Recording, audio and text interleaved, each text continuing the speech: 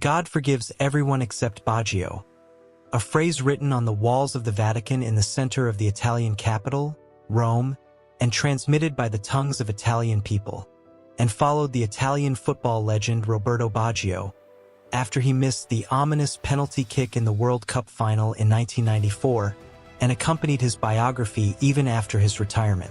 Under the eyes of more than 70,000 fans, countless followers, and football fans in the world, Roberto Baggio carried the ball on July 17th during the 1994 World Cup final to implement Italy's fifth penalty kick against Brazil, which he shot high away from the goal, to kill Italy's hopes of winning the World Cup.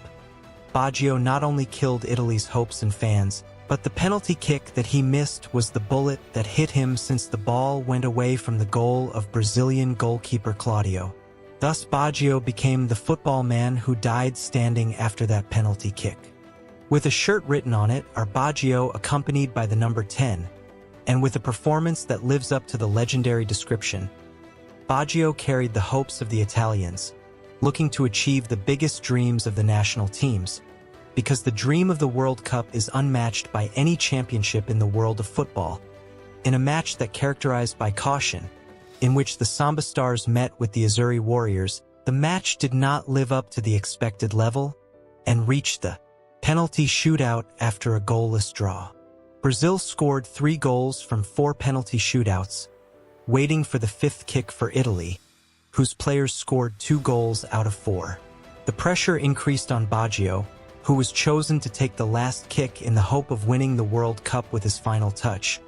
But Italy's players missed the 1st and 4th kick, turning the kick from the hope of victory to hope of keeping Italy in the competition for an extra kick. Baggio, who known as his cold blood, as the opponents described him before the lovers. Baggio advanced under great psychological pressure and hit the ball past the goal high, announcing the loss of the Italian national team and the end of the dream, so that the whole world would witness Baggio's pause, which was more eloquent than any words, to indicate the loss of the dream of a player who fought for winning the World Cup. One day, Baggio told the Football Italia website, describing the penalty shootout as ominous, adding, "It kept hunting me before sleep for years. I had never in my football life taken a penalty kick over the crossbar before that kick." With his many transfers, his ups and downs, his disagreements with coaches, and his stories of overcoming, Baggio is also the most Italian of all players, bringing the traditional and often stereotyped emotion and passion of the country's inhabitants to the pitch and sometimes taking it to extreme levels. Il Divino Codino was a footballing genius, an inch-perfect ball passer, a free-kick specialist, and a sensational dribbler. In his heyday, Roberto Baggio, the footballer, was unstoppable, seemingly capable of rounding any number of defenders before finishing in style. Who will ever forget his goal against Czechoslovakia at Italia 90 when he took on and beat the whole Czech defense? Venerated as a demigod at Fiorentina, rioting broke out in the streets of Florence the day Roberto signed for Juventus. He was voted European Footballer of the Year in 1993 after leading Juventus to triumph in the UEFA Cup. He followed that up with an outstanding display at World Cup USA 1994, taking the Squadra Azzurra virtually single-handedly to the World Cup final, scoring 5 of his side's 6 goals from the second round on. The pony-tailed maestro's career has also been punctuated with disappointments and injuries, but he has always bounced back with undying self-belief. "I've never had to resurrect my career because my career has never been over," says this never-ruffled Buddhist.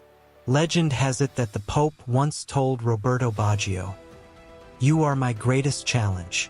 The Italian fans blamed him for giving the World Cup to the Cariocas.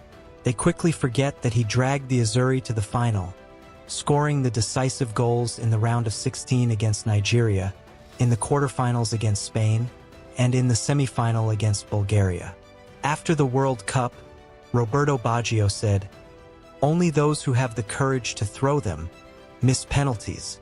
In his autobiography, The Attacker described his battle to overcome self-pity.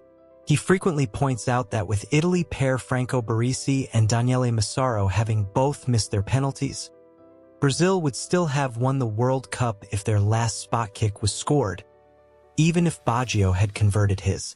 They had to choose one image from the finals, and they chose my mistake.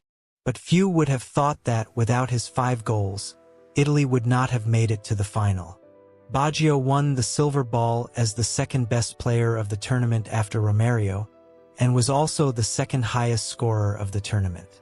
However, the image of a frustrated Baggio looking down at the ground, while Brazilian goalkeeper Claudio looks up at the sky in triumph, will remain one of the most iconic images in the history of soccer and sports.